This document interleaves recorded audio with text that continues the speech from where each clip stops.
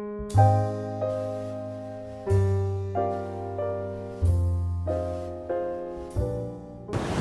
Students, देखो last class हम लोगों ने दो टॉपिक के ऊपर एग्जांपल्स कंप्लीट किए थे। मैक्स प्लैंक थियरी जिसका वेव एंड पार्टिकल नेचर, उसकी एनर्जी वाला जो फॉर्मूला है E = h new and new = c/λ, उसके अकॉर्डिंग कुछ क्वेश्चन करे थे हमने। उसके बाद हम लोगों ने फोटो इलेक्ट्रिक इफेक्ट के कुछ क्वेश्चन करे थे, वो भी इंपॉर्टेंट थे कि किस तरह से मेटल की सरफेस के ऊपर रे को पास किया जाता है एंड फिर उस सरफेस के ऊपर से कैसे इलेक्ट्रॉन एमिट होते हैं। तो ये सारी चीजें हम लोगों ने देखी थी। आज हम लोग एक इंपॉर्टेंट टॉपिक के बारे में बात करने वाले हैं। ये टॉपिक नीट और जेईई के लेवल से मैं पढ़ा दूंगा आपको। बुक में कुछ और दिया है, मैं बहुत ज्यादा डिटेल में पढ़ाऊंगा, तो इसको बहुत अच्छे से नोट डाउन करना है पूरे टॉपिक को एंड इसको आज ही तैयार कर लेना है, क्योंकि कुछ क्वेश्चन भी मैं दूंगा जिसका आंसर आपको फाइनली कमेंट बॉक्स के अंदर देना होगा। ओके, तो आइए शुरू करते हैं हम। आज का हमारा टॉपिक है atomic spectra. Atomic spectra, atom तो पता है कि क्या होता है, but what is the meaning of spectra? इसे हम लोग स्पेक्ट्रम भी बोलते हैं। क्या बोलते हैं? स्पेक्ट्रम। अब ये एक्चुअल में क्या होता है, तो इसको बहुत सिंपल लैंग्वेज में हम लिखें तो whenever we are passing a white light from the drop of water or prism, तो प्रिज्म और ड्रॉप ऑफ वाटर में से जैसे ही इस व्हाइट लाइट को हम पास करेंगे तो यहां पर हमको डिफरेंट कलर देखने को मिलेंगे एंड यहां पर जो डिफरेंट कलर देखने को मिलते हैं उसको हम लोग फोटोग्राफिक प्लेट के ऊपर ऑब्जर्व करें। फोटोग्राफिक प्लेट किससे बनती है? जिंक सल्फाइड से, हम जानते हैं। तो फोटोग्राफिक प्लेट के ऊपर इसे हम ऑब्जर्व करें तो हमको यहां पर स्पेक्ट्रम देखने को मिलता है। तो ये है हमारा स्पेक्ट्रम। देखो मैं आपको एक रूटीन एग्जांपल बताऊं। कहीं पर आपने वाटरफॉल देखा है, तो वाटरफॉल जहां से हो रहा है यदि उससे ऑपोजिट डायरेक्शन से सनलाइट आ रही है तो होगा क्या कि वाटरफॉल के ऊपर सनलाइट जैसे ही पास होती है हम लोग स्काई के अंदर एक डिफरेंट कलर देख सकते हैं, विबग्योर देख सकते हैं, स्पेक्ट्रम देख सकते हैं। आपने देखा होगा विबग्योर के अंदर, आप लोगों ने देखा होगा violet, Indigo, blue, continuous colour देखने को मिलते हैं और डिफरेंट कलर का जो हम लोग को लाइंस देखने को मिलता है, जो एरिया देखने को मिलता है, उसको हम लोग स्पेक्ट्रम बोलते हैं और बहुत अद्भुत या ब्यूटीफुल दिखता है वो, हमको पता है, राइट? तो यहाँ पर इसी के बारे में हमें आज बात करनी है कि ऐसा क्यों होता है एंड इसका इंपॉर्टेंस क्या है, इससे क्या बेनिफिट होता है, हमें ये ऑब्जर्व करने से क्या फायदा है, वो भी हम लोग आज देखेंगे इसे। ओके, पहला पॉइंट ये है कि एटॉमिक स्पेक्ट्रा, तो ये एटॉमिक स्पेक्ट्रा होता है। सेकंड, जो स्पेक्ट्रा होता है उसको हम लोग दो पार्ट में डिवाइड कर सकते हैं। स्पेक्ट्रा दो तरह का होता है। एक होता है जिसको हम लोग बोलते हैं एमिशन स्पेक्ट्रा एंड दूसरा होता है absorbed spectra. Emission spectra and absorb spectra, दो तरह के यहां पर स्पेक्ट्रा होते हैं जिसमें हमारे सिलेबस में या नीट और जेईई के सिलेबस में एब्जॉर्ब स्पेक्ट्रा का कोई मतलब नहीं बनता, उसका कोई यूज नहीं। मैं सिर्फ इतना बता दूं आपको कि एमिशन स्पेक्ट्रा जैसा दिखेगा उससे बिल्कुल ऑपोजिट एब्जॉर्ब स्पेक्ट्रा दिखेगा। तो एब्जॉर्ब स्पेक्ट्रा हमको एमिशन स्पेक्ट्रा से बिल्कुल ऑपोजिट दिखेगा। ये पॉइंट दिमाग में बिठा लो, इससे ज्यादा कोई चीज आपको समझने की जरूरत नहीं, क्योंकि ये हमारे सिलेबस में नहीं है। हमें जो भी पढ़ना है वो एमिशन स्पेक्ट्रा के बारे में पढ़ना है। अब पहले तो ये समझना होगा कि ये एमिशन स्पेक्ट्रा है क्या।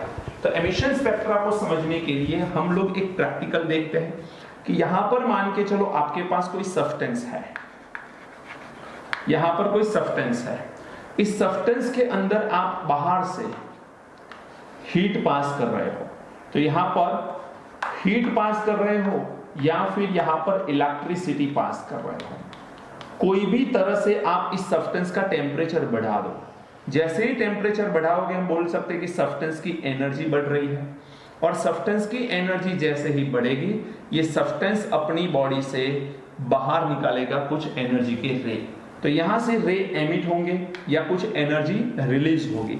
इस एनर्जी का हम लोग स्टडी करेंगे फोटोग्राफिक प्लेट के ऊपर, तो हम लोगों को यहाँ पर एक स्पेक्ट्रम देखने को मिलेगा। ये स्पेक्ट्रम कब देखने को मिला? जब ये सब्सटेंस ने एनर्जी को एमिट किया, और इसी स्पेक्ट्रा को हम क्या बोलते हैं? एमिशन स्पेक्ट्रा बोलते हैं। अभी और डिटेल में पढ़ेंगे एक्चुअल में एमिशन स्पेक्ट्रा क्या होता है, लेकिन ये जनरल इंफॉर्मेशन है कि कोई भी सब्सटेंस का टेम्परेचर या एनर्जी आप इलेक्ट्रिसिटी पास करके या हीट पास करके बढ़ा दो, जैसे ही एनर्जी बढ़ जाएगी ये सब्सटेंस अपनी बॉडी से रे को एमिट करेगा। अपनी बॉडी से रे एमिट करेगा तो हम लोग फोटोग्राफिक प्लेट के ऊपर स्पेक्ट्रम देख सकते हैं। एंड फोटोग्राफिक प्लेट के ऊपर हमें जो स्पेक्ट्रम देखने को मिलेगा उसी को हम लोग एमिशन स्पेक्ट्रा बोलते हैं। बोलिए समझ में आ रही है बात? क्लियर? अब यहां पर हम लोगों को स्पेक्ट्रा क्या होता है उसके बारे में देखना है। तो हमारे सिलेबस में सिर्फ हाइड्रोजन एटम का स्पेक्ट्रा है। किस चीज का है? हाइड्रोजन एटम का। अब मैं एग्जैक्ट बता रहा हूं कि एमिशन स्पेक्ट्रा एक्चुअल में क्या होता है। एब्जॉर्ब स्पेक्ट्रा के बारे में तो कोई बात करनी नहीं है हमको। अब यहां पर है हमारा nucleus, this is hydrogen nucleus, जिसमें एक प्रोटॉन होता है। इसकी आउटर सरफेस पे ऑर्बिटल होगी जहां पर इलेक्ट्रॉन एग्जिस्ट करेगा। इसको हम लोग दे देते हैं name n is equal to 1, जहां पर इलेक्ट्रॉन होता है। क्या दूसरी ऑर्बिटल होगी? 2, 3, 4, 5, 6, 7, 8 ऐसी क्या डिफरेंट ऑर्बिटल होगी? बिल्कुल होगी। वो सारी एम्प्टी होगी जिसमें इलेक्ट्रॉन नहीं होंगे, बट होगी जरूर। तो ये n बराबर 1 है, ये 2, 3, 4, 5, 6, 7, 8 और ये हो गई हमारी इनफाइनाइट नंबर। ये हो गई हमारी इनफाइनाइट नंबर। अब इलेक्ट्रॉन इनिशियली कहां पर होगा? तो इनिशियली इलेक्ट्रॉन नंबर 1 में होगा। अब आप मान के चलो यहां पर हाइड्रोजन एटम है। क्या है? हाइड्रोजन एटम है यहां पर, और आप हीट पास कर रहे हो या फिर इलेक्ट्रिसिटी पास कर रहे हो। तो हीट और इलेक्ट्रिसिटी जैसे ही पास करोगे तो यहां पर उसे पास करो, तो ये इलेक्ट्रॉन जो है उसकी एनर्जी क्या होगी? बढ़ेगी, क्योंकि इसके पास खुद कुछ तो एनर्जी होती है। एंड आफ्टर दैट आप सम एनर्जी पास कर रहे हो, कुछ एनर्जी पास कर रहे हो। तो यहां पर आपने हीट पास करी या तो इलेक्ट्रिसिटी पास करी, और इलेक्ट्रॉन की एनर्जी में इंक्रीज हो गया। समझ लेना बेटा, इलेक्ट्रॉन की एनर्जी इंक्रीज होगी तो इलेक्ट्रॉन बाहर निकलेगा। जब इलेक्ट्रॉन इस न्यूक्लियस के साथ अटैच्ड है, या बोल सकते हैं कि दोनों एक दूसरे के साथ अट्रैक्शन फोर्स से अटैच्ड है। अट्रैक्शन फोर्स से ये इलेक्ट्रॉन बंधा हुआ है, बट इलेक्ट्रॉन का नेचर होता है फ्री हो जाना। तो इलेक्ट्रॉन तो चाहता है कि वो फ्री हो जाए, और फ्री कब होगा? जब वो न्यूक्लियस से बाहर चला जाए। मींस ये ऑर्बिटल यहां पर अट्रैक्शन करती है, यहां पर अट्रैक्शन, यहां पर अट्रैक्शन, कम कम कम अट्रैक्शन होता होता यदि इलेक्ट्रॉन बाहर निकल गया तो यहां पर इलेक्ट्रॉन पहुंचेगा, तब न्यूक्लियस का इस इलेक्ट्रॉन के ऊपर कोई अट्रैक्शन नहीं लगता। जब कोई अट्रैक्शन नहीं लगता, दैट मींस ये इलेक्ट्रॉन फ्री हो चुका है, मैक्सिमम एनर्जी वाला इलेक्ट्रॉन हो चुका है। बोलिए समझ आ रही है बात? मैक्सिमम एनर्जी इलेक्ट्रॉन की कब है? जब इलेक्ट्रॉन फ्री हो चुका है। तो याद ये रखना है यहां पर कि जब जब इलेक्ट्रॉन न्यूक्लियस से दूर चला जाएगा, इलेक्ट्रॉन की एनर्जी बढ़ेगी। एंड जब जब इलेक्ट्रॉन अंदर आएगा, न्यूक्लियस के नजदीक आएगा, इलेक्ट्रॉन की एनर्जी कम होगी। आई रिपीट, जब जब इलेक्ट्रॉन न्यूक्लियस से दूर जाएगा, डिस्टेंस बढ़ता जाएगा, तब तब इलेक्ट्रॉन की एनर्जी बढ़ेगी। एंड इलेक्ट्रॉन जब जब नजदीक आता जाएगा, इलेक्ट्रॉन की एनर्जी कम होगी। बोलो समझ में आ रही है बात? अब यहां पर इलेक्ट्रॉन एंड न्यूक्लियस के बीच में अट्रैक्शन फोर्स तो है। आपने क्या किया कि आपने यहां पर एनर्जी दी। एनर्जी देने से इलेक्ट्रॉन की एनर्जी बढ़ी, तो सीधी सी बात है इलेक्ट्रॉन जंप करके 2 में जाएगा। 2 में जा सकता है, 3 में जा सकता है, 4 में जा सकता है, 5 में जा सकता है, 6, 7, 8 कहीं पर भी जा सकता है। अब कहां पर जाएगा उसका मेन रीजन है, या उसके लिए रिस्पॉन्सिबल रीजन है कि आप कितनी एनर्जी प्रोवाइड करते हो।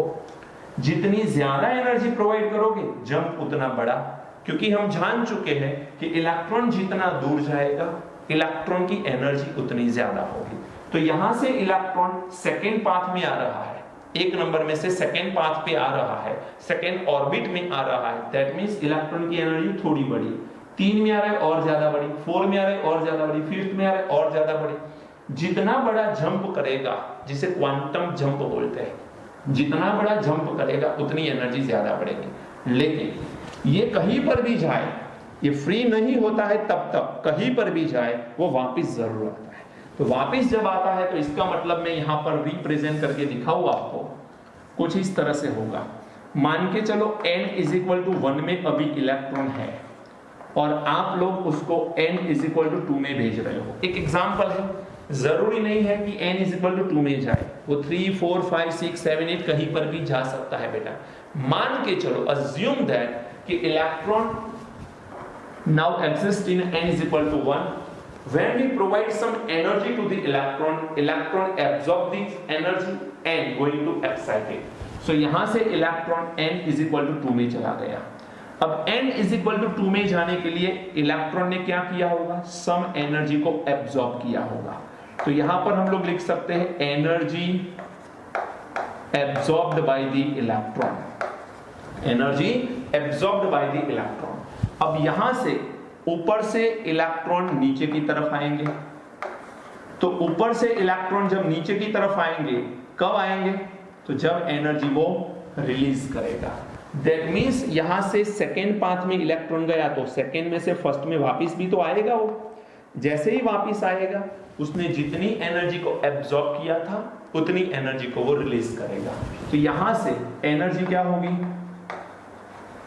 एनर्जी यहां पर एमिट होगी, याद रखना, एनर्जी एमिट होगी, एनर्जी रिलीज हो जाएगी। बोली बात समझ में आ रही है।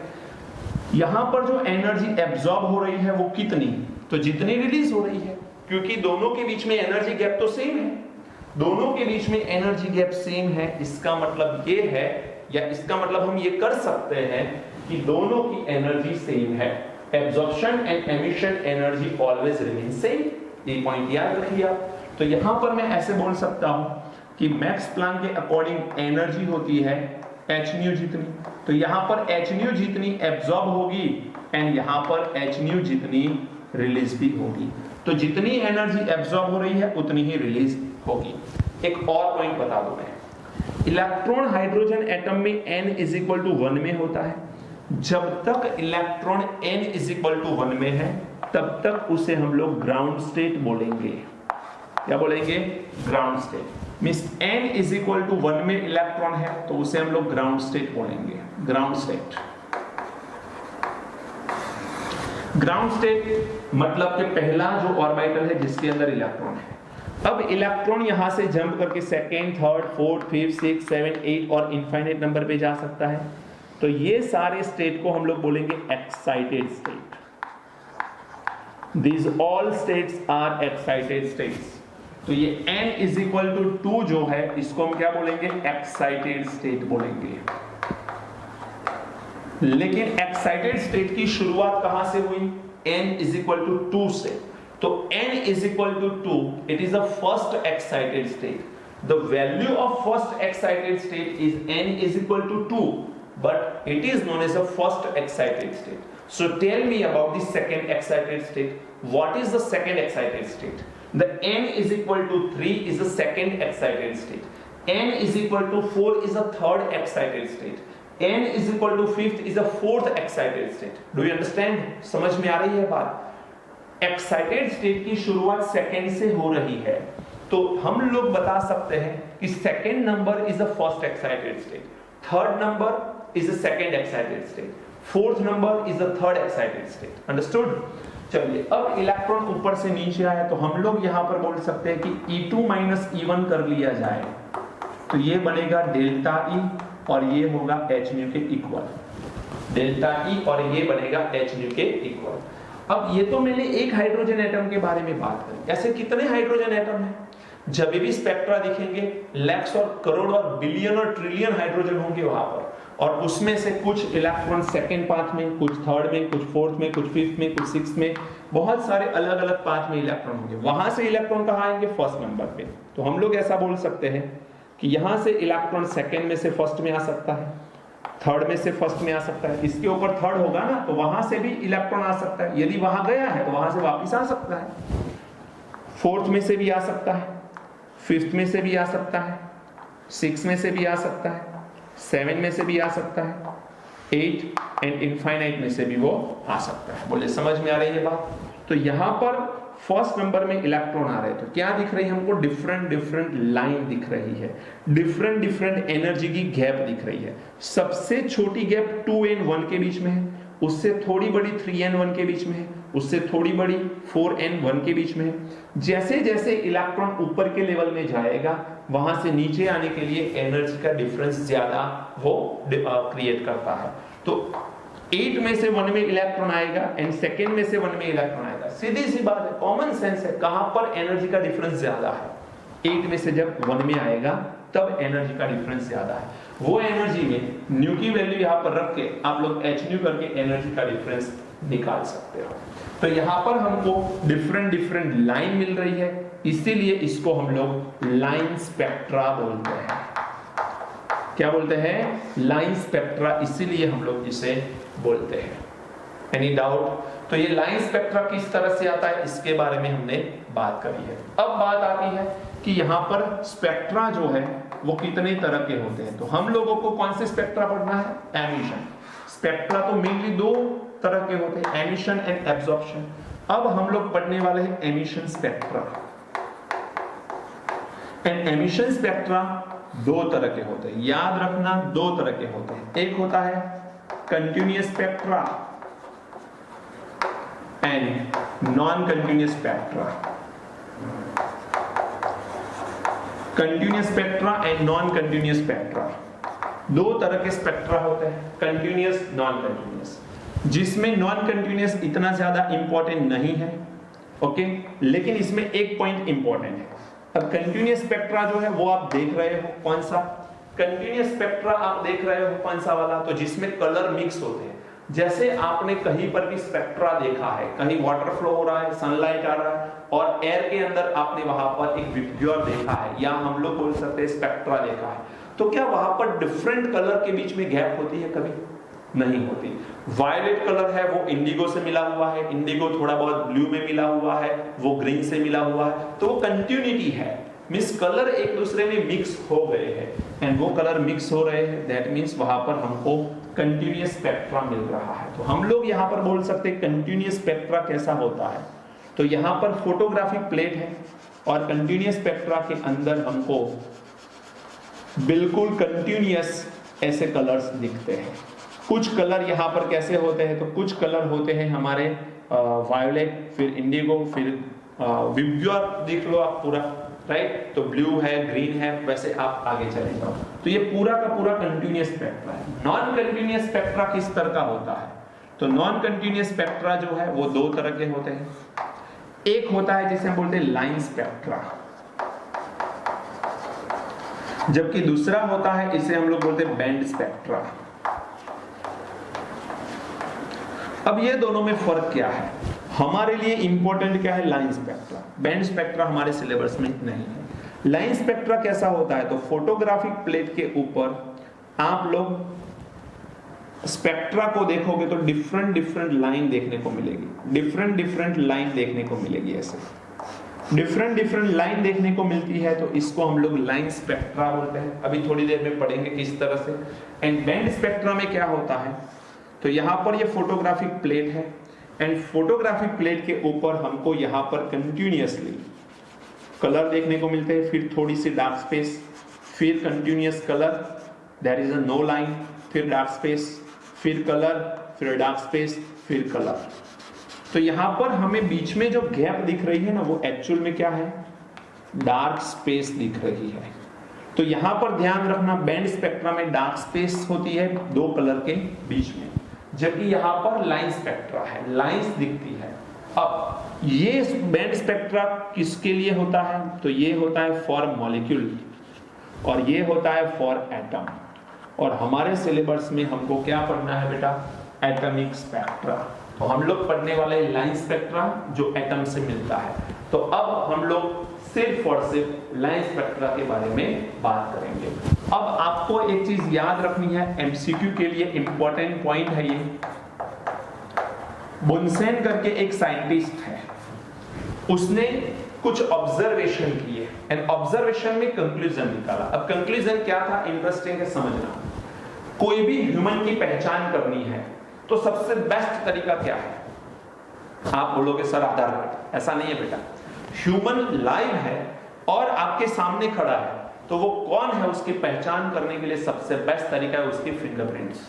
फिंगरप्रिंट्स हर ह्यूमन की एक दूसरे से बिल्कुल अलग होती है। बोलो समझ में आ रही है बात? तो डिफरेंट ह्यूमन को पहचानने के लिए हम लोग फिंगरप्रिंट्स का यूज कर सकते हैं। एग्जैक्टली लाइक दैट एटम को पहचानने के लिए उसका एटॉमिक स्पेक्ट्रा इंपॉर्टेंट है।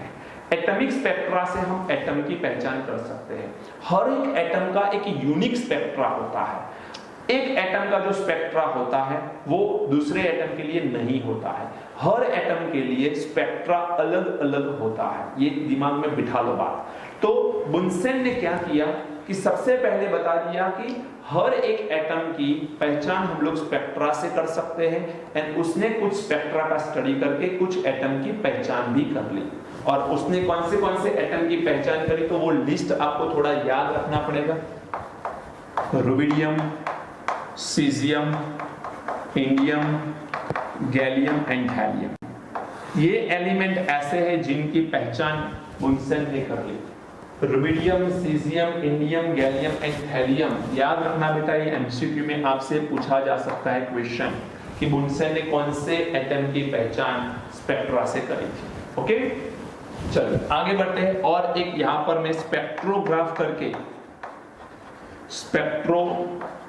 करके एक इंस्ट्रूमेंट है, इसका यूज करके हम लोग हाइड्रोजन एटम के स्पेक्ट्रा को किस तरह से डेवलप किया जाता है उसका एक एक्सपेरिमेंट ड्रॉ कर रहा हूं। समझना करना क्या है आपको, बहुत सिंपल है। यहां पर एक इलेक्ट्रिकल डिस्चार्ज ट्यूब लेनी है। ये है आपकी बैटरी, यहां से हम वोल्टेज पास करेंगे और इसके अंदर जिस एटम का स्पेक्ट्रा चाहिए उस एटम को फिल्ड करना है। यहां पर मान के चलो हमने भर दिया है हाइड्रोजन एटम, क्योंकि हमारे सिलेबस में मैंने पहले ही बता दिया सिर्फ हाइड्रोजन एटम के स्पेक्ट्रा के बारे में ही बात होने वाली है। तो हाइड्रोजन एटम को भर लिया। कुछ लोग क्या करते हैं, यहां पर लिखते हैं हाइड्रोजन गैस को भर लिया। नहीं भर सकते आप, नेवर। हाइड्रोजन गैस को भर सकते हो लेकिन एक कंडीशन पे, उतनी एनर्जी दो कि हाइड्रोजन एटम के बीच का बॉन्ड ब्रेक हो जाए और वो एटम में कन्वर्ट हो जाए और फिर आप उसका स्पेक्ट्रा डेवलप करो। लेकिन हम तो पहले से ही हाइड्रोजन एटम की स्पेक्ट्रा को चाहते हैं तो हमने क्या भर दिया, हाइड्रोजन एटम को। देन आफ्टर यहां पर हम लोग एक स्पेक्ट्रोग्राफ ले रहे हैं जिसमें यहां से एक वायलेट कलर का रे निकल रहा है, जिसको हम लोग एक लेंस के थ्रू सेंटर में, प्रिज्म के सेंटर में पास करें। मींस लेंस रख के सारे जो रे है उसको एक ही जगह पे पास करें प्रिज्म के ऊपर। प्रिज्म के ऊपर पास करने के बाद यहां पर हमने लगा दी है फोटोग्राफिक प्लेट।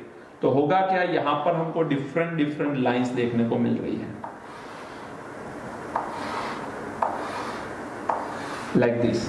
ऐसे हमको डिफरेंट लाइंस देखने को मिलती है। यहां पर हमें कुछ लाइंस देखने को मिली, फिर यहां पर कुछ लाइंस देखने को मिली, फिर यहां पर, फिर यहां पर, फिर यहां पर और फिर यहां पर। ऐसे कुछ डिफरेंट लाइन देखने को मिली। हर लाइन का यूनिक सा मतलब है। जो लाइन जहां पर आज मिली है कल जाके आप वापस इस एक्सपेरिमेंट को करो, वो लाइन वहीं पर मिलेगी।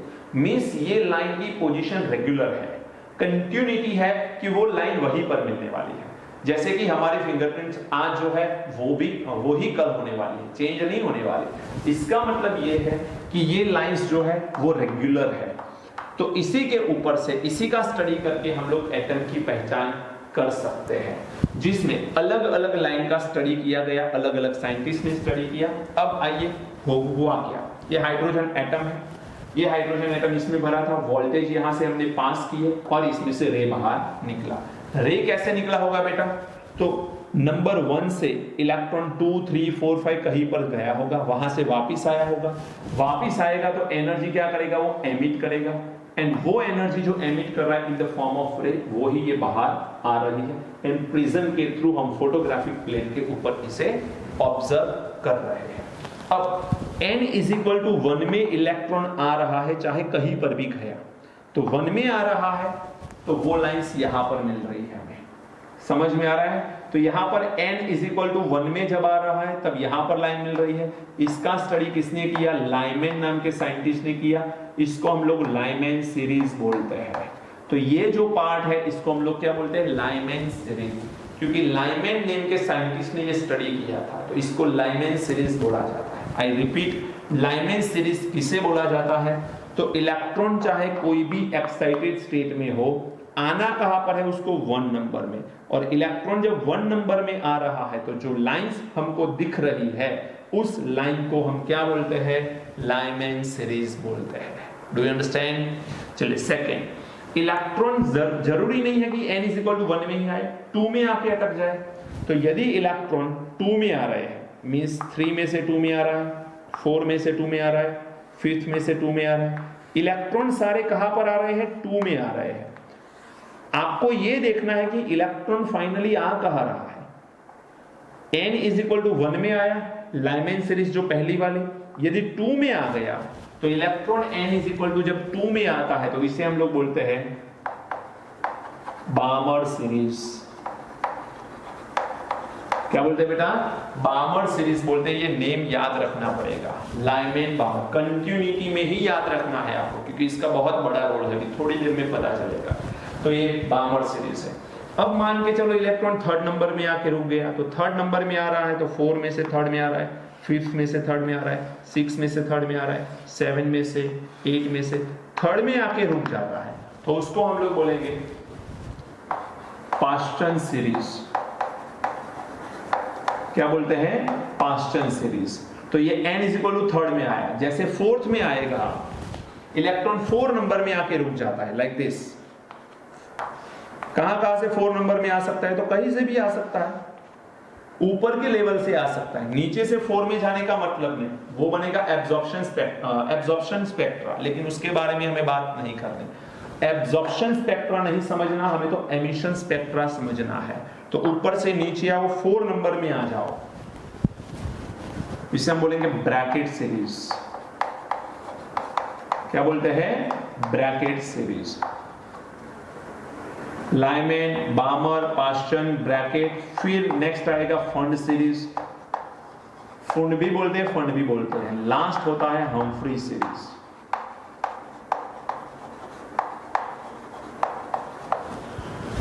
तो यदि इलेक्ट्रॉन 4 में आ रहा है तो हमने क्या नाम दिया था उसको? ब्रैकेट। तो फिर 5th में आएगा तो फंड, एंड 6 में आएगा तो हम्फ्री सीरीज बोलेंगे। इसको यदि मैं यहां पर शॉर्ट में लिखूं, देखो यहां पर लाइन मिल रही है तो इसे लाइन स्पेक्ट्रा बोलते हैं। एटम का स्पेक्ट्रा है, इसलिए एटॉमिक स्पेक्ट्रा भी इसको बोला जा सकता है।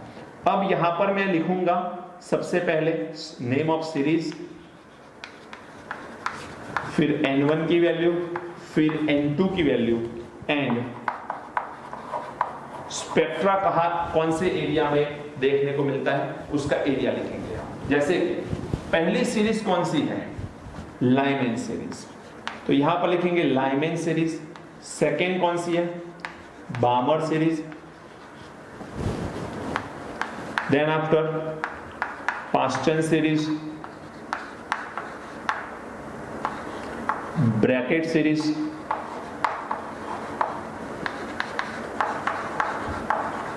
Fund series and Humphreys series. तो डिफरेंट ये नेम है, 6 सीरीज के नेम मैंने बता दिए। अब ध्यान ये रखिए, n1 का मतलब ये है कि इलेक्ट्रॉन फाइनली आ कहां रहा है। इलेक्ट्रॉन नंबर 1 में आता है तो इसको कौन सी सीरीज बोली थी? लाइमैन।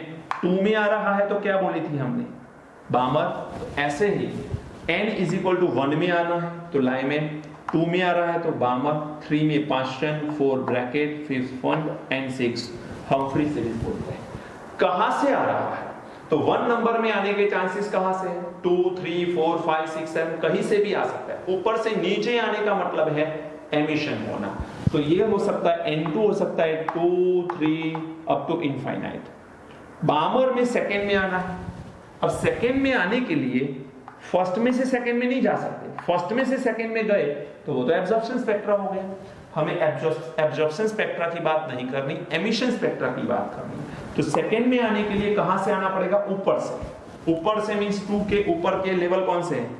3 4 अप टू इनफाइनाइट, 3 में आने के लिए 4 5 अप टू इनफाइनाइट, इसमें 5 6 अप टू इनफाइनाइट, इसमें 6 7 अप टू इनफाइनाइट, इसमें 7 8 अप टू इनफाइनाइट। बोलो बात समझ में आ रही है? अब स्पेक्ट्रा की बात करें तो कौन से स्पेक्ट्रा कब मिलते हैं? तो लाइमेन सीरीज में जो वेवलेंथ होती है, देखिए एक चीज और बता दूं मैं, यहां पर जो वेवलेंथ आएगी वो नंबर 1 में आने की वजह से होगी। नंबर 1 में जब इलेक्ट्रॉन आ रहा है कहीं से भी, तो वो हमको ऑलवेज अल्ट्रा वायोलेट रेज देता है। कौन सा? Ultra violet. तो ये पॉइंट आपको याद रखना है कि अल्ट्रा वायोलेट रेंज की वेवलेंथ मिलती है लाइमेन सीरीज के अंदर। बामर सीरीज की बात करें तो वहां पर आता है विजिबल स्पेक्ट्रा। पाश्चन की बात करें तो वो आता है इंफ्रारेड, और ये सारे इसमें ही लाई करते हैं, इंफ्रारेड ही बताते हैं। ब्रैकेट, फंड, हम्फ्री सब में इंफ्रारेड ही देखने को मिलते हैं। बोलिए बात समझ में आ रही है? तो ये बात करी हम लोगों ने हाइड्रोजन के स्पेक्ट्रा के बारे में। डिफरेंट जगह से इलेक्ट्रॉन वापिस आ रहा है। एक चीज और याद रखना, न्यूक्लियस से इलेक्ट्रॉन जितना दूर चला जाएगा, इलेक्ट्रॉन की एनर्जी उतनी बढ़ेगी। न्यूक्लियस से इलेक्ट्रॉन जितना नजदीक आएगा, इलेक्ट्रॉन की एनर्जी उतनी कम होगी। ओके, चलिए इसे नोट करिए। फिर कुछ क्वेश्चन करवाने हैं और थोड़ी और भी डिटेल है जिसे हमें एक्सप्लेन करनी है। जल्दी से नोट कर लीजिए इसे। वीडियो को पॉज करिए बेटा और नोट डाउन कर लीजिए। हो गया है नोट डाउन? चलिए मैं निकाल देता हूं इसे। चलिए अब कुछ क्वेश्चन करते हैं एंड थोड़ा डिटेल में भी इसके बारे में बात कर लेते हैं। First line of Lyman series. बेटा आप सब जानते हो कि लाइमेन सीरीज किसे बोलते हैं? इलेक्ट्रॉन कहीं से भी आए लेकिन आना कहां पर है? नंबर 1 में, तो उसको हम लोग लाइमेन सीरीज बोलेंगे। अब यदि मैं इसको n इज इक्वल टू 1 कर लूं तो यहां पर n इज इक्वल टू 2 होगा level, n is equal to 3 होगा, n इज इक्वल टू 4 होगा, and finally n is equal to infinite भी होगा। तो थोड़ा सा कॉमन सेंस यूज करिए। फर्स्ट लाइन मींस ये वाली, एंड लास्ट लाइन पूछूं तो कहां से आएगी? इनफाइनाइट से नंबर 1 में। तो इसे हम लोग बोल सकते हैं last line of Lyman series, और इसे बोल सकते हैं हम लोग first line of Lyman series. अब मुझे ये बताइए कि यहां पर एनर्जी डिफरेंस और लास्ट लाइन का एनर्जी डिफरेंस डिफरेंट होगा कि नहीं होगा? बिल्कुल होगा, क्योंकि डिस्टेंस अलग है तो एनर्जी का डिफरेंस भी अलग होगा, फ्रीक्वेंसी बदल जाएगी। फर्स्ट लाइन के लिए हम क्या बोल सकते हैं? ये E1 है और ये E2 है, तो मैं डेल्टा E की वैल्यू क्या लिख सकता हूं? E2 माइनस E1, इसको हम लोग लिख सकते हैं h new, right? E2 minus E1 इसको लिख सकते हैं h न्यू। लेकिन डेल्टा E की वैल्यू यहां पर क्या हो सकती है? मिनिमम। इससे छोटी वैल्यू लाइमेन में पॉसिबल नहीं है। दूसरी चीज, यहां पर न्यू की वैल्यू भी क्या होगी? मिनिमम, क्योंकि delta E directly proportion with the new. यहां पर लैम्बडा की वैल्यू क्या होगी? तो लैम्बडा होगी मैक्सिमम। ऐसा क्यों बेटा? लैम्बडा यहां पर होगा मैक्सिमम क्योंकि ये वैल्यू एनर्जी की छोटी है तो लैम्बडा की बड़ी होगी। E is equal to hc by lambda. Energy जब जब बढ़ती है लैम्बडा तब तब कम होती है, या लैम्बडा जब जब बढ़ता है तब तब एनर्जी कम होती है। तो यहां पर देखो E को डेल्टा E कंसीडर करो, मिनिमम है, ये मिनिमम है, तो लैम्बडा कैसा होगा? मैक्सिमम होगा। तो लैम्बडा की वैल्यू मैक्सिमम होगी। बोलिए बात समझ में आ रही है? यदि मैं सेकंड ले लूं, फर्स्ट लाइन की जगह ले लूं last line, last line of Lyman series ले लो, तो क्या होगा? बोलो। Last line of Lyman series के अंदर हम लोगों को कौन सी कंसीडर करनी है? Infinite and 1। तो डेल्टा E की वैल्यू कैसी आएगी? E इनफाइनाइट माइनस E1 होगी h न्यू, बट न्यू अलग होगा यहां पर, तो वैल्यू बदल जाएगी। तो हम लोग यहां पर कंसीडर कर सकते हैं डेल्टा E होगा मैक्सिमम, उसके बाद न्यू होगा मैक्सिमम, बट लैम्बडा होगा मिनिमम। बोलिए बात समझ में आ रही है कि नहीं? तो यहां पर ये तो मैंने लाइनमैन की बात करी, ऐसे ही पास्टन, ब्रैकेट, फॉन्ट, किसी के लिए भी आप बात कर सकते हो, राइट। तो ये लाइनमैन की बात करी, बामर, पास्टन, ब्रैकेट, फॉन्ट के लिए आप खुद लिख लो। उसके बाद एक और क्वेश्चन है, if electron is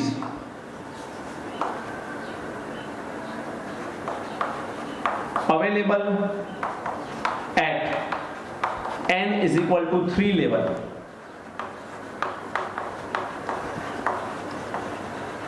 how many spectra line will possible? चलिए, अब ये जो क्वेश्चन मैंने लिखा है इसका आंसर क्या हो सकता है। तो आपको यहां पर n की वैल्यू कितनी दे रखी है, 3, एंड बोला गया है how many spectral line will be possible. तो एक फॉर्मूला मैं यहां पर लिख रहा हूं जो आपको याद रखना है, for n level number of spectral lines is equal to n-1/2। ये पॉइंट आपको याद रखना है, ये फॉर्मूला आपको याद रखना पड़ेगा। जैसे कि यदि मैं इसके लिए n इज इक्वल टू 3 है, इसके लिए यदि मैं नंबर ऑफ लाइंस निकालना चाहूं तो कितने निकल सकती है, number of lines is equal to 3 minus 1/2, तो यहां पर आएगी 3, तो यहां पर आंसर मेरा कितना आएगा, 3 आएगा, क्योंकि 3 माइनस 1 2, 3 इंटू 2 6/2 3। अब n इज इक्वल टू 3 में से 3 लाइन किस तरह से निकल सकती है, यदि ऐसा क्वेश्चन पूछे तो आपको ये पता होना चाहिए कि ये n इज इक्वल टू 1 है, ये n इज इक्वल टू 2 है, एंड ये n इज इक्वल टू 3 है। आपको क्या क्वेश्चन पूछा है, n इज इक्वल टू 3 से किस तरह से 3 लाइन निकल सकती है। तो पहली पॉसिबिलिटी है कि n इज इक्वल टू 3 से 2 में आ जाए और 3 में से 1 में आ जाए डायरेक्टली, और दूसरी पॉसिबिलिटी है कि 2 में आने के बाद वो 1 में आ जाए। तो टोटल ऐसी 3 लाइन पॉसिबल है। हाँ, यदि आपसे पूछते हैं कि n इज इक्वल टू 3 में कौन से स्पेक्ट्रा सीरीज की कितनी लाइंस है, तो यहां पर ये n इज इक्वल टू 1 में आती है, तो ये कौन सी सीरीज हुई बेटा, लाइमैन सीरीज। ये n इज इक्वल टू 2 में आता है, तो ये कौन सी सीरीज हुई, ये भी आपको पता होना चाहिए, बामर सीरीज। तो बामर सीरीज की लाइन कितनी है, 1, एंड लाइमैन सीरीज की लाइन कितनी है, 2। तो ये आपको याद रखना है, अंडरस्टूड। चलो, यदि आपसे क्वेश्चन पूछते हैं कि n is equal to 4, n is equal to 5 and n is equal to 6 की नंबर ऑफ स्पेक्ट्रा लाइंस निकालिए, तो आपको आंसर कमेंट बॉक्स के अंदर देना है। कमेंट बॉक्स के अंदर आंसर बताइए कि इसमें कितने नंबर ऑफ लाइंस निकल सकती है। दूसरी चीज ये भी बताइए कि n is equal to 4, n is equal to 5 and n is equal to 6 में कौन से स्पेक्ट्रा की कितनी लाइन निकल सकती है, मींस कौन से सीरीज की कितनी लाइन निकल सकती है, वो भी आप लोग बताइए। ओके, अब यदि क्वेश्चन आपसे थोड़ा सा चेंज करके पूछे, जैसे कि क्वेश्चन कुछ इस तरह से है, electron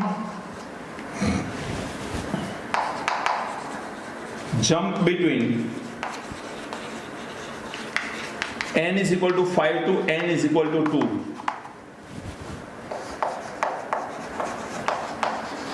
find out number of lines। Number of lines निकालिए जब इलेक्ट्रॉन जंप कर रहा है n इज इक्वल टू 5 से n इज इक्वल टू 2 के बीच, तो नंबर ऑफ लाइंस कितनी हो सकती है इसमें, चलो निकालो। यहां पर थोड़ा सा डिफरेंस है, इससे फॉर्मूला जो बता रहा हूं वो ध्यान रखना। Number of spectra lines is equal to, जब हमारे पास दो डिफरेंट लेवल हो तो नंबर ऑफ स्पेक्ट्रा लाइन किस तरह से निकालोगे, delta N plus 1 divided by 2। ये फॉर्मूला याद रखना यदि हमारे पास दो स्पेक्ट्रल लाइन है तब, यदि एक ही दो एनर्जी लेवल है तब। यदि एक ही एनर्जी लेवल है तो n-1/2 कर लो, बट डिफरेंट एनर्जी लेवल दो दे रखा है तो डेल्टा n प्लस 1/2 करना पड़ेगा। ये जो डेल्टा n है इसका मतलब क्या है, तो डेल्टा n का मतलब है 5 - 2, डिफरेंस ले लो ये दोनों का, अब डिफरेंस ले लोगे तो ये डिफरेंस कितना आ रहा है 3, तो यहां पर आप डेल्टा n की वैल्यू 3 रखो, 3 + 1 डिवाइडेड बाय 2, तो यहां पर 4 आ गया, 4 × 3 12, 12 by 2, the number of spectral line are 6। तो यहां पर मैंने दो डिफरेंट तरीके की क्वेश्चन आपको बता दिए हैं। यदि आपको स्पेक्ट्रल लाइन ढूंढनी है, कोई n लेवल दे रखा है, तो फॉर्मूला ये याद रखिए। लेकिन यदि आपको दो डिफरेंट स्पेक्ट्रा लाइन, दो डिफरेंट लेवल दे रखे हैं और स्पेक्ट्रा लाइंस निकालनी है, तो ये फॉर्मूला को याद रखिए। बोलिए बात समझ में आ रही है? तो अब ये जो क्वेश्चन आ गए, दो टाइप के क्वेश्चन मैंने करवा दिए। अभी और मुझे एक फॉर्मूला आपको बताना है, पहले इसे लिख लो, फिर मैं फॉर्मूला आपको बता देता हूं। पॉज कर लीजिए वीडियो को, पॉज करने के बाद इसे लिख लीजिए जल्दी से। लिख लिया बेटा? निकाल दो, चलिए।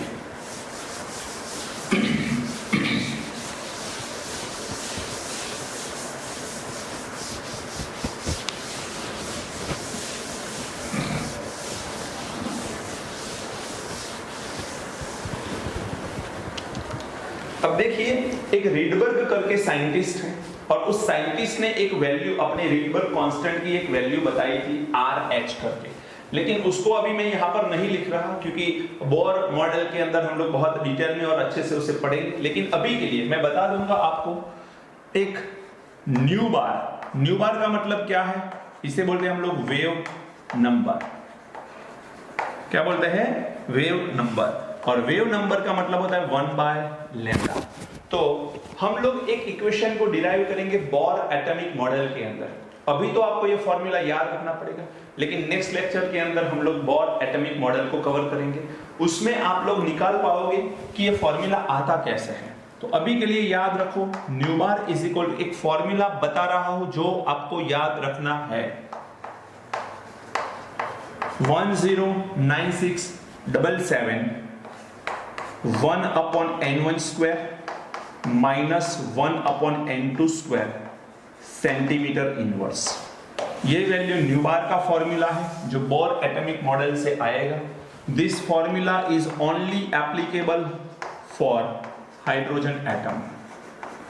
सिर्फ और सिर्फ हाइड्रोजन एटम के लिए ही ये फॉर्मूला एप्लीकेबल है, जिसमें ये जो वैल्यू आपको दे रखी है इसे हम लोग RH बोलते हैं। RH दैट मींस रीडबर्ग कांस्टेंट, जो डोंट वरी अबाउट दैट, हम बोर मॉडल के अंदर बहुत अच्छे से पढ़ेंगे उससे। लेकिन अभी के लिए याद रखो ये वैल्यू क्या है, रीडबर्ग कांस्टेंट।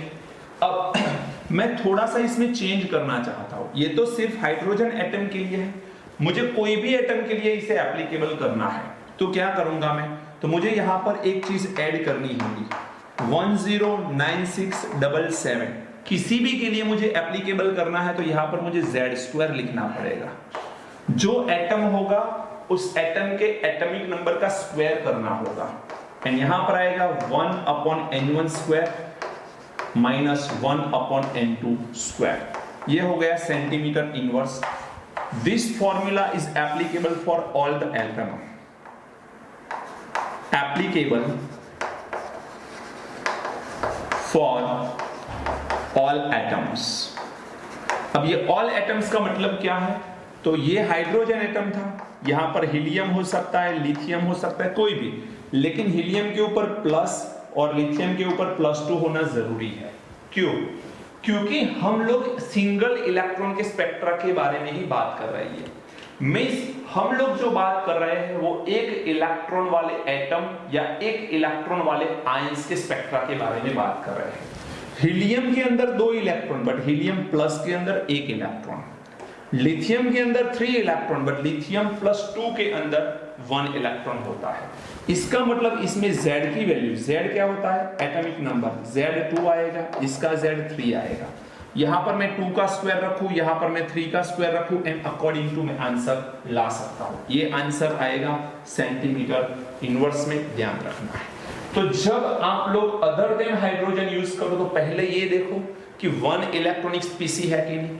1 इलेक्ट्रॉनिक स्पीसी पता चल गई, उसके बाद ये देखो कि इसमें Z² का यूज कर रहे हैं कि नहीं हम लोग। यदि Z² नहीं यूज कर रहे तो वो सिर्फ और सिर्फ हाइड्रोजन एटम के लिए ही एप्लीकेबल रहेगा। अंडरस्टूड। चलिए अब आगे बढ़ते हैं, और यदि मुझे इसमें से लैम्बडा निकालने की जरूरत पड़ी तो क्या, तो nu bar is equal to 1 by lambda, तो मैं 1 बार लैम्बडा लिख लूं यहां पर, तो 1 by lambda is equal to 109677। अब यहां पर मैं z² लिख रहा हूं क्योंकि मुझे हर किसी एटम या आयंस के लिए इसे एप्लीकेबल करना है। 1/n1² minus 1/n2²।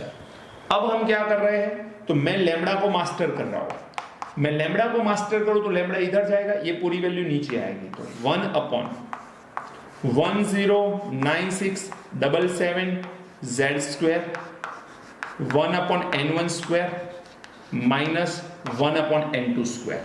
इसका आप लोग टोटल आंसर लेके आओगे तो 1/109677, ये जो सेंटीमीटर में था उसको हम लोग कन्वर्ट कर रहे हैं एंगस्ट्रॉम के अंदर, एंड फाइनल आंसर हमारा आएगा 912 z² 1/n1² माइनस 1/n2²। यहां पर आएगी ये वैल्यू एंगस्ट्रॉम के अंदर। बोलो बात समझ में आ रही है। तो आपको एंगस्ट्रॉम में लैम्बडा लाने के लिए डायरेक्टली ये फॉर्मूला को याद ही रखना है, ये शॉर्टकट फॉर्मूला है, हमारा बनाया गया अलग से फॉर्मूला है, ये कहीं मिलेगा नहीं आपको। तो 912/z² 1/n1² minus 1/n2² angstrom, ये हमारी लैम्बडा की वैल्यू आती है। कब आती है ये वैल्यू, जब हम लोग एंगस्ट्रॉम में लैम्बडा को निकालना चाहे तब। ये z² है यार, ओके। यहां पर 2-3 पॉइंट मैंने बताए हैं। हम लोग हाइड्रोजन स्पेक्ट्रा निकालते हैं, हाइड्रोजन एटम, उसको लाइन स्पेक्ट्रा बोलते हैं, एटॉमिक स्पेक्ट्रा बोलते हैं।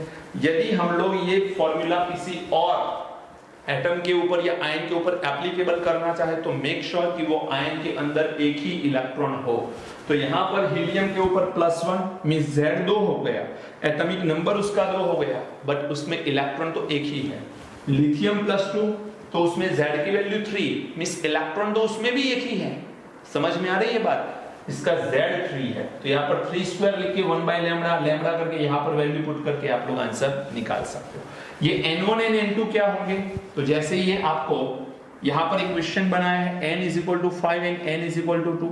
मान के चलो आपसे क्वेश्चन पूछे कि n = 5 से n = 2 के अंदर इलेक्ट्रॉन जंप करे, एट दैट टाइम वेवलेंथ निकालो। तो हाइड्रोजन के लिए है तो ये 1 आएगा, यहाँ पर 5 2 लैम्बडा निकाल सकते हो, एंगस्ट्रॉम के अंदर आंसर आ जाएगा। यदि वो नैनोमीटर में पूछते हैं तो भी आप आंसर बहुत आसानी से निकाल सकते हो, 10⁻⁹ मीटर से हम लोग कन्वर्ट कर सकते हैं। अंडरस्टूड। तो ये हो गया आपका हाइड्रोजन स्पेक्ट्रा, ओके। अब मैं यहाँ पर एक छोटा सा क्वेश्चन करवाना चाहता हूँ जिसमें आप लोगों को बताना है कि इसमें कौन सी सीरीज की कितनी लाइंस हैं। इसे लिख लीजिए जल्दी से, फिर मैं आपको एक क्वेश्चन करवा दूं। पॉज करिए वीडियो को और लिख लीजिए जल्दी से। हो गया, चलिए अब एक सिंपल सा क्वेश्चन है।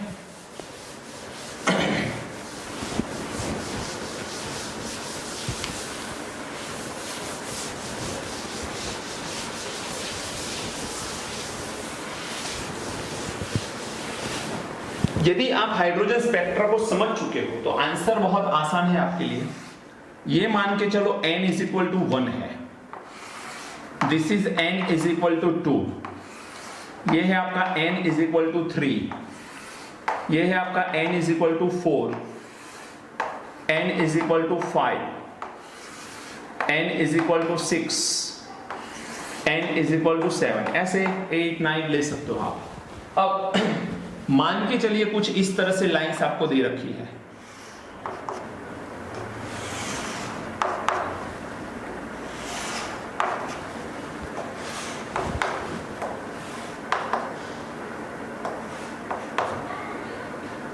फिर ऐसी कोई लाइन है, ऐसी कोई लाइन है, फिर कोई ऐसी लाइन है। मान के चलो ऐसी कोई लाइन दे रखी है और आपको बोला है कौन सी सीरीज में कितनी लाइंस एग्जिस्ट करती है। Find out the number of lines which exist in which series. चलिए आंसर कर सकते हो कि नहीं, कौन सी सीरीज की कितनी लाइंस है। चलिए बेटा निकालो जल्दी से। यहां पर n = 1 में कितनी लाइन आ रही है, कहां से आ रही है वो इंपॉर्टेंट नहीं है, कितनी आ रही है 3। तो हम लोग बोल सकते n = 1 में आ रही है, तो इसे हम लोग कौन सी सीरीज बोलेंगे, लाइमैन सीरीज की लाइंस बोलेंगे। जो सीरीज कितनी है इसमें, आंसर इज 3। यहां पर कितनी लाइन आ रही है, 2। n इज इक्वल टू 2 में जब भी कोई आता है तो उसे हम लोग बामर सीरीज बोलते हैं। बामर सीरीज में आंसर 2 लाइंस आ रही है। यहां पर भी कितनी लाइंस है, n इज इक्वल टू 3 में 2 लाइंस आ रही है। n इज इक्वल टू 3 का मतलब क्या होता है, पास्चन, जिसमें आंसर आएगा 2। यहां पर 1 आ रही है। n इज इक्वल टू 4 में एक ही आ रही है और उसे क्या बोलेंगे बेटा, ब्रैकेट। आपको ये लाइन में याद रखना पड़ेगा, Lyman, बामर, Paschen, bracket, fun, Humphry, ये कंटिन्यूटी में याद रखना पड़ेगा। 5th में आ रही है, ब्रैकेट के बाद क्या होता है, फन, तो यहां पर ये आएगा फन सीरीज। कितनी आ रही है, 2। और यदि ऐसी कोई लाइन आती तो ये 6 में एक आ रही है, तो इसे हम लोग क्या बोलते हैं, हम्फ्री सीरीज बोलते हैं। मुझे बात समझ में आ रही है, तो ये हम्फ्री सीरीज है। ओके, तो इस तरह से ये हो गया हमारा हाइड्रोजन स्पेक्ट्रा। बुक में जो दिया है उससे तो बहुत ज्यादा डिटेल में मैंने पढ़ा दिया है आपको।